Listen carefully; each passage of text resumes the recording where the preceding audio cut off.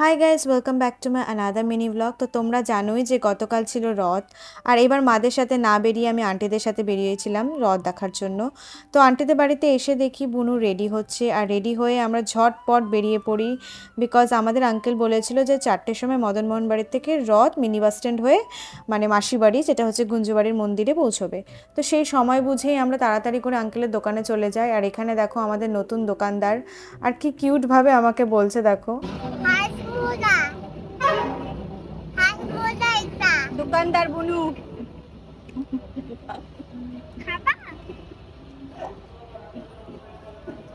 কত কিউটলি বুনু আমাকে হাজমোলাটা অফার করলো, আমি নিইনি বিকজ আমি আইসক্রিম খাচ্ছিলাম। আর বুনু এখানে একটু রেগে গেছিলো কারণ আমি ওকে আইসক্রিমটা দিইনি। ওকে না দেওয়াই ভালো গাইস, কারণ ওর খুব তাড়াতাড়ি ঠান্ডা লেগে যায়। তারপর আমি আর বড় বুনু বাইরে দাঁড়িয়ে অনেকক্ষণ ধরে ওয়েট করছিলাম যে কখন রথ বেরোবে, কখন রথ বেরোবে এই সামনে দিয়ে। বাট অনেকক্ষণ পরে, প্রায় 5টা বেজে গেছে, তখন রথ বেরিয়েছে। আর এই রাস্তাটা তোমরা দেখেই চিনতে পারবে, মিনি বাস স্ট্যান্ডের সেই রাস্তাটা।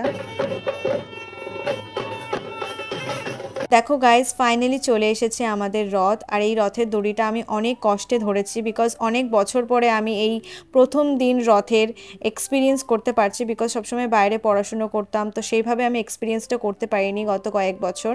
বাট অনেক বছর পরে যখন এটা এক্সপিরিয়েন্স করলাম, ভীষণ একটা সুদিং ব্যাপার আসছিল। আর এখানে দেখো ঠাকুর চলে এসছে, আর তোমরাও একটু দর্শন করে নাও।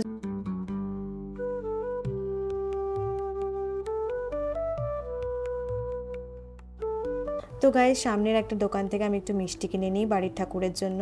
তারপর আন্টি বললো যে চল আমরা হাঁটতে হাঁটতে একটু মেলাটাও দেখে নিই। আর মেলায় এসে দেখি একদম মেঘলা মেঘলা আকাশ হয়ে গেছে, আর মেলাও সেমন কোনো বসেনি। আর ভীষণ ভিড় ছিল, কারণ ঠাকুর তখন নামিয়ে মন্দিরে ঢোকাচ্ছিল।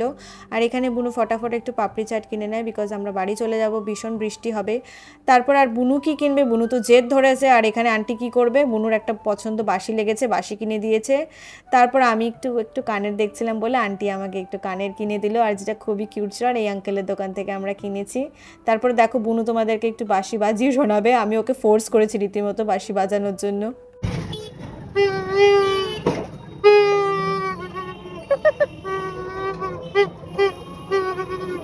বাড়ি ফেরার পথে রথের সেই বৃষ্টি, যেটা প্রত্যেক বছর হয়, সেই বৃষ্টি পড়লো। আর আমি একটু হাত সোক করছিলাম, বাট আমার এখানে মাথায় টেনশন করছিল, কারণটা তোমরা একটু বুঝে নাও।